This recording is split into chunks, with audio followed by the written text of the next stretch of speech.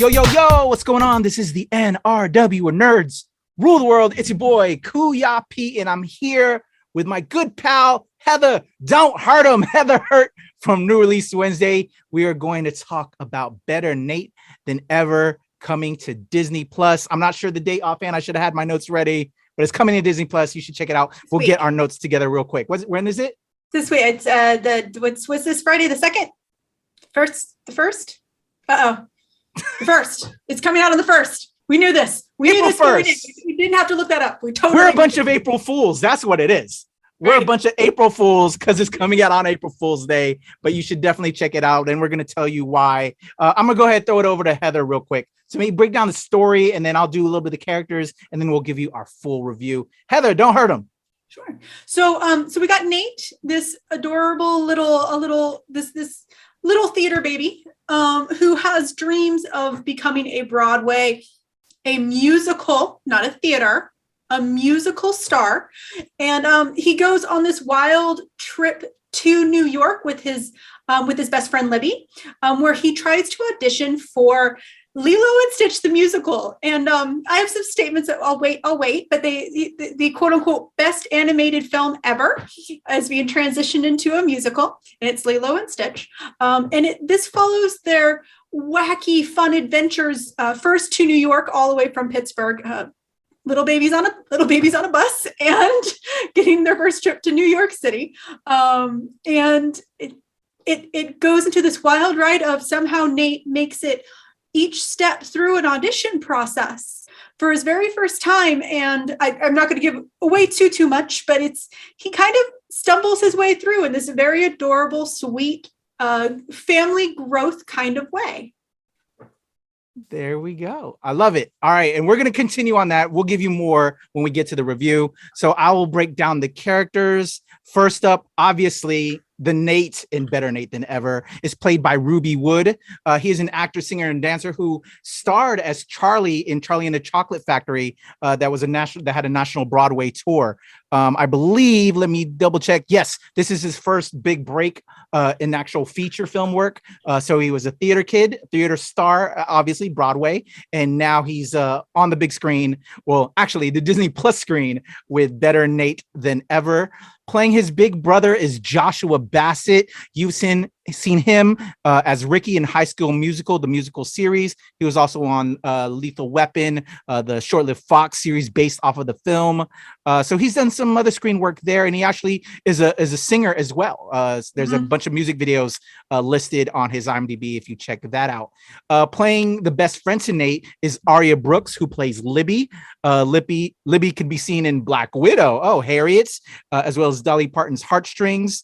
We'll talk more about Libby's the character of Libby, played by Aria Brooks in a minute, because there's some stuff we want to get to in regards to our review on that. And of course, one of the bigger names that you'll notice in the cast is Lisa Kudrow, who is the auntie. She plays Heidi, and you know Lisa from Friends. Of course, everybody knows Friends. It's a mega. If you don't know about it, it's pop culture to the nth degree, as well as Romeo and Michelle's High School Reunion, from there. So those are the stars, the main cast within this film. So let's get to our review, Heather. I also want to add, I want to give a shout out to Justin Keyson, one of our writers here on the channel. His written review is on our WordPress page, so check that out. And now Heather and I will give you the video review. For those that don't have the time to write it or to read the article, you can listen to our thoughts. So Heather, why don't you kick us off? Okay. All right. Well, I'm gonna start this the way I start every episode. I have never once stood up on a soapbox, so this is my first time ever. Yeah. This message goes out to a couple people first to the state of Florida. Fuck you. Number two, this goes out to every parent of a gay child. It is absolutely okay to speak to them openly about that. You don't have to talk about sex. Sex and sexuality are two very different things.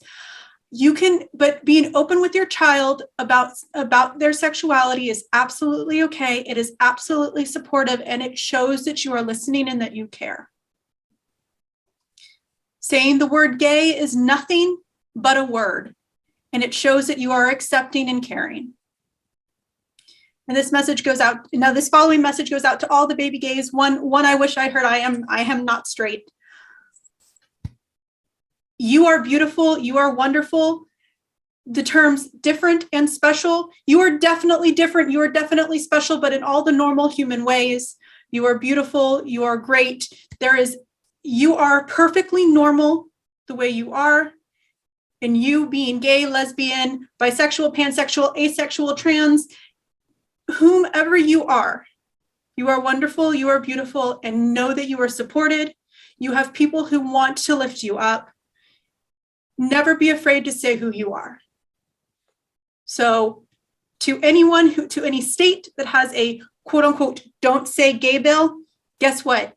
We gay and we out there. Tell it. So that leads into my review. One of the things that actually, I am a theater kid. And I've got to say that, like, the fact that I had many gay friends in the community, and we never had a problem saying it. One of the weird things about this film is, one of the great things is that this child is very loud and proud, but they never say it. Yeah. So I'm very excited. Weird. I was very excited to watch this film, but at the same time, it was strange watching a movie about a proudly gay child who wasn't gay. Yeah. There was a part where the family was like, you know, they wouldn't say it, like, and they were talking to the eldest brother. They just, you know, your brother's different or whatever. Yeah. And then the brother like made a point. Oh, you would never let me do that. Well, it's because your brother's different. Like, that just didn't sit well. You know, that was a problem for me. Yeah. But not to take away, it was a great film. And we'll talk about certain great points, but just like you said, Heather, and I'm so happy you said that, and out the box with that, that you can be gay and be proud, and just all of that. And for those that are feeling some kind of way because of this, we're here to let y'all know that fuck that. We love you, and say it loud, say it proud. But so that makes us feel, you know, as accepting as we are, that just when you're watching this, and we know that it's celebrating that, but the fact that it's just not stated just kind of is awkward. I would say is the operative word, right? Yeah, it's I know that's a weird place to start, because it was actually a very, very fun movie. And it was, it was just one of those where it's like, just to kind of throw it out there. It was a weird, like, there was a lot of inclinations of it. Like, you can love whoever you want to love. I know all the lines of Pippin, honey, so do I. But it's one of those where it's okay to just be like, be gay and loud. It's okay. Yeah. Exactly. And so I'd be lying if I didn't say it might take away from your experience in enjoying the film. Yeah. Because it does kind of go throughout the film. But with that being stated, it still has a good heart to it at the end of the day. It's an enjoyable film. Absolutely. I will, you know what, out the box. So if there's one takeaway from the film, a negative to the film, it's that. But I do have a favorite moment. That when my wife was watching along with me, there's a part during one of the auditions that he was asked to give a monologue, but then I think at this point, I don't know if he was required to do the monologue, but he gives this great speech that's from, at first I didn't recognize it, but then when my wife came through the room and heard it, she was like, oh, honey, that's Designing Women right there. And I was like, oh yeah. And he killed that. Nate killed that. That was beautiful. It took the judges by surprise. That was a favorite scene for us. What about you, Heather? My favorite, I think one of my favorite scenes. So I mean, Kuyopi, you're an actor, so you understand. Were you a theater kid too, or did you kind of grow into it as you got older? Little bit where I had it, but because I was traveling as a kid in school, like we didn't stay long enough. Like I did Columbus Thanksgiving type musical thing where obviously you're the Indian, you're a native, but I was never long enough in one place to stay in there. But I took acting courses and was in drama class and all that. So I didn't get to do much. I did a couple here and there, but not as much as I'd like, because you know I eventually had to find my own. I was like, you know what? Then I'm just gonna go into acting and find it for myself.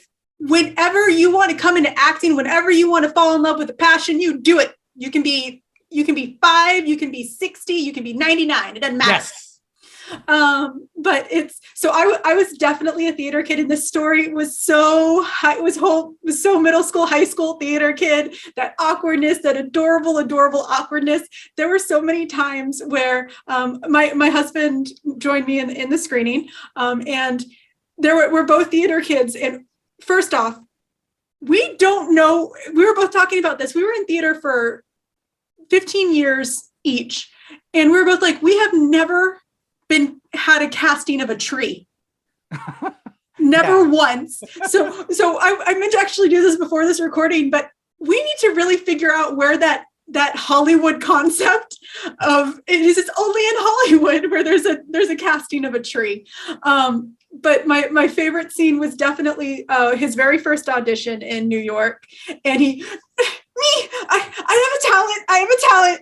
And the entire time I'm sitting there going, oh, baby, no, no, baby.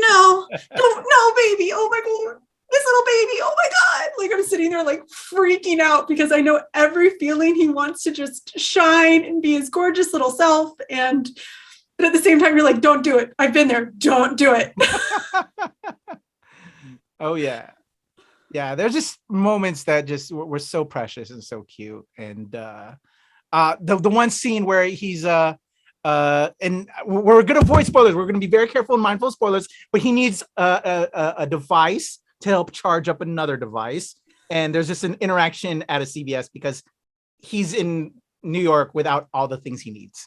I'll leave it at that. And that interaction with that person he interacts with, and then that was cute. That was cute. I'm gonna leave it there because I don't want to spoil. So there are some very clearly New York scenes. Yeah. Like the one behind you. Just to put it out there, there are very few films that include a Genesis and or Phil Collins song that of any nature, whether it be remake or not, that is bad. Like there are very few. So when you start off there and then there's a huge musical number around one, not only is it like so New York in how it's done, but it's just, I mean, you can't go wrong. Yeah. Another thing I want to touch upon that is good and positive, is good and bad. I don't know. It kind of left me lukewarm. So he has a quote unquote best friend that, and again, I'm trying to avoid spoilers, but that there's a relationship. And then again, where we're also trying to, Nate should be able to speak loud and proud about who he is, but there's supposed to be a change there. And I stated it earlier, Nate and Libby have a quote unquote relationship where there's supposed to be a big reveal there, but I don't know. The impact. I don't know if I transitioned right on that, but no, it's Heather, what would you say? We're supposed to follow them. They're in this big trip that they're doing, but just the impact there just didn't sit right with me.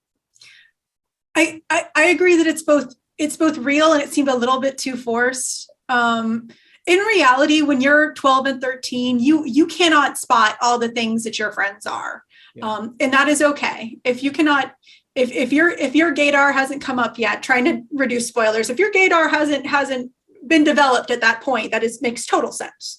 But yeah, it did feel like they were really trying to push a point that didn't need to be pushed. Yeah. Especially when they weren't saying it out loud, if that makes sense. Right. Yeah. Because of the biggest problem we have, it kind of makes that whole interaction a little moot, and it doesn't have the impact that it should, because of everything else. And I guess also the biggest thing, and we were discussing this before Heather and I got to recording, was that shout out to the writer, director, also the author of the book. It's Tim Federle, I believe. Mm-hmm. Yes, shout out to Tim Federle. He wrote the book, and then they gave him this film, which is beautiful, that he also got to write and direct.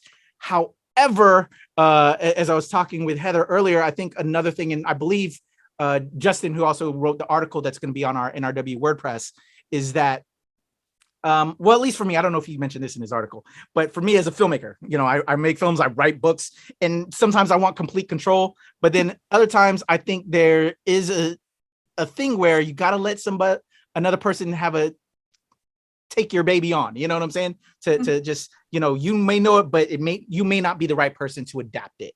So I think with this, while he might have written an award-winning book and people love his book. He then got the reins to create this into a film. I don't know if the execution was 100% there. That I think if somebody else took his baby, could have made it an even bigger and better film. It's again, it's a great film. It's not a bad film by any means.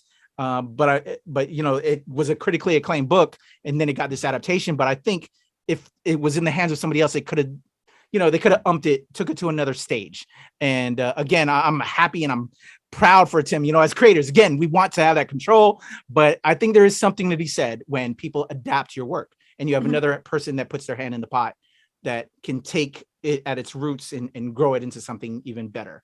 What's your take on that, Heather? I can definitely agree. I have not read the book, unfortunately. I definitely have wanted to. It's if you haven't, you should, especially for kids. If your kids are curious, if you've got little theater babies, then you should definitely do it. And Federle he was also the director of High School Musical, the series, and you can see that when he can definitely adapt wonderfully. But as he said, sometimes there's a little bit of separation of church and state isn't a bad thing. Yeah. And it doesn't mean that you have to go away. It just means that sometimes a second set of eyes isn't a bad thing when it comes to cinematics. Definitely. And then a thing I know that Justin commented on that I as well, and I shared with Heather earlier, is we love musicals. And when you watch a musical, it sits with you and you're singing the songs for days on end afterwards, right? Mm-hmm. And I have to say, unfortunately, while there were some great tunes within it, the songs didn't stay with me. And I think that's also an unfortunate aspect of the film. It's an enjoyable film. There's some great sequences, but I don't know. Didn't stay with me. No, the score wasn't bad.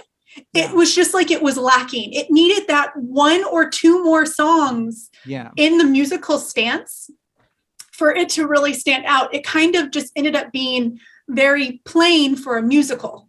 It wasn't anything special. If it had that one or two more songs that just were those one hits, it would have made a world of difference in the term of musical. Yeah, definitely. And something uniquely its own, because he was singing, like you said, Phil Collins, Genesis, and covers, if you will. We did have two songs that were original. But it's still one of those where you could see it was almost like the beginning of something that could be great. Yeah. If you had that one song that was really that slam, you need that. We Don't Talk About Bruno. You need that song. Yeah. Exactly. You need that Room Where It Happened song. You need it to make it to really get stuck in someone's head. And that's the unfortunate thing. It's the closest thing to something that would get stuck in your head. It was a remake of a classical hit. So So there you go. Those are my notes. Was there anything that we didn't cover on your end, Heather? The big thing is a big shout out to Lisa Kudrow. It was pleasant. It was great to see her again, right? I haven't seen her in much. I don't know if anything. She's done a lot of small bit parts lately. Yeah. Lots of friend roles, but this is the relationship between Heidi and Nate is so passionate, and it's so loving, and it's growth incarnate, and it's just absolutely adorable. People who are better get better. And also a big shout out to Aria Brooks. I'm sorry. Okay. Libby as a character. Yeah. She that climax moment that she got was kind of but as a character, Libby is a badass. Oh yeah. Boss at the end of it. Boss queen. Boss. Yes. I hope many great things in Libby's future. She will be running New York City. So. Definitely.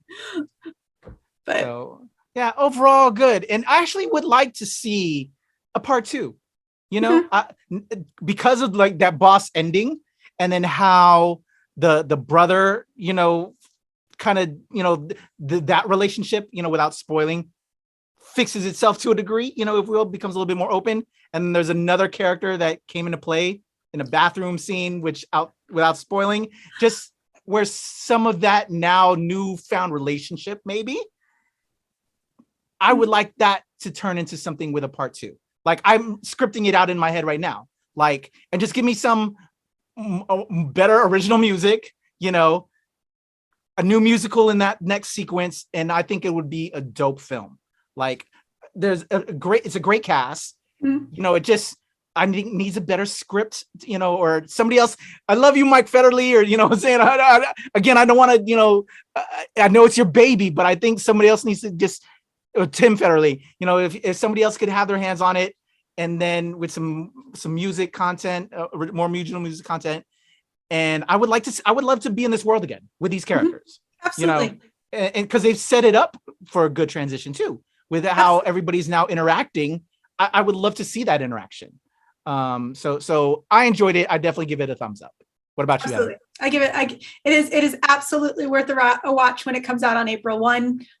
Cute. It's that cute Friday night pizza movie. Yeah, absolutely. I'm with that. All right. So there you go, y'all. That's our review of Better Nate Than Ever. Heather, how can they reach out to you? And so once they check it out, they can share their thoughts. Absolutely. You can, if you ever have any questions, if you ever want to talk to an adult LGBTQIA member, you're more than welcome to reach out to me at Nerd on TikTok. There we go. Nerd is a Heather on TikTok, and at Heather is a Nerd on Instagram. I am all sorts of backwards.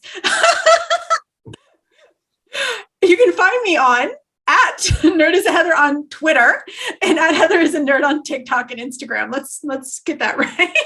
There you go. Send Heather all the love. And I love that you're willing to reach out and help anybody that's interested in and needs to confide in somebody. I'm willing to do the same. I come with an open heart, and also I'm learning as well. So I will do my best to learn with you and help you with what I know. For me, it's the Legend Kuya P on Twitter, TikTok, and IG, and of course, Show Pal Show. And here with Heather and the whole squad at the NRW and at New Release Wednesday, where nerds rule the world. Check out Better Nate Than Ever when it drops on April Fool's Day, April 1st, 2022 on Disney Plus. Out of here. There you go.